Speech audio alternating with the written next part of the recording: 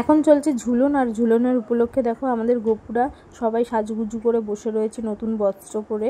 আর এই সমস্ত বস্ত্রগুলো দেখছো না, এই হচ্ছে আমাদের এক গুরু ভাই টিপাই, ও নিজের হাতে মেশিনের দ্বারা বানিয়ে নিয়ে এসছে।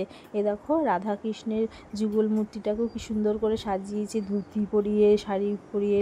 আর এই দেখো আমাদের সুন্দরী সাজুগুজু করে বসে আছে। আর এনারা হচ্ছে অষ্টসখীর দল। আমাদের এটা হচ্ছে যুগল মূর্তি রাধা কৃষ্ণের।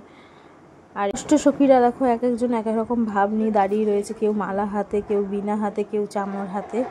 আর ইনি হচ্ছেন আমাদের গুরুদেব জয় রাধে। এদিকে মা দেখো ছোট্ট করে একটা পাহাড় বানিয়েছে। এগুলো মানে হচ্ছে বৃন্দাবনের ভাব যাতে এখানে ফুটে ওঠে, এগুলো করার মানে হচ্ছে। আমার তো দেখে খুবই ভালো লাগে। আর মার ঘরে না প্রতিদিনই এরকম সাজুগুজু করেই এরা থাকে। এদের পিছনে সময় দেওয়ার জন্য একটা মানুষের সর্বক্ষণ লাগে। আর এই সমস্ত কিছু আমার মা করে, এবং মার সাথে সাথে আমাদের গুরু ভাই রয়েছে নীল, টিপাই, আরও অনেকে, সবাই মিলে হাতে হাতে মার সাথে সাথে একটুখানি সাহায্য করে। মেয়ের পরীক্ষা চলছে বলে মার বাড়িতে খুব একটা আসা হচ্ছে না, শুধু সন্ধেবেলাটাই আসছি আমি। কারণ 1 তারিখ থেকে মেয়ের পরীক্ষা শুরু হয়েছে, 12 তারিখে গিয়ে শেষ। আর এর মধ্যেই দেখো ঝুলন পড়েছে, ঝুলনে মা কি সুন্দর করে সাজিয়েছে।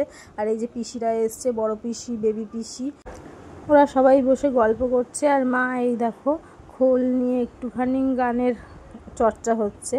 আমার ছেলে খোল বাজাচ্ছে, মা গান করছে, টিপাইও মার সাথে সাথে একটু সুরে সুর মেলাচ্ছে। আর আমরা বসে বসে শুনছি। অনেক দিন বাদে আবার পিসিরা এসেছে ঝুলন উপলক্ষে। রবিবার ঝুলনের ভোগ আরতি হবে, তাই ওরা 2 দিন আবার থাকবে এখানে। আর এই দেখো আমরা বসে বসে মার সাথে একটু গানের সুরে সুর মেলাচ্ছি সবাই মিলে। আর আমার ছেলে দেখো খোল বাজাচ্ছে, মা আবার ওকে একটু আদর করে দিচ্ছে। আমার ছেলে না ছোটোবেলা থেকে খোল, তবলা, তারপরে হচ্ছে ডাঙ্কা, এইসব খুব ভালোবাসে। ওর সুরের জ্ঞানটাও খুব ভালো আছে, তালের জ্ঞানটাও খুব ভালো আছে। আর ও গান না খুব ভালো মুখস্থ করতে পারে।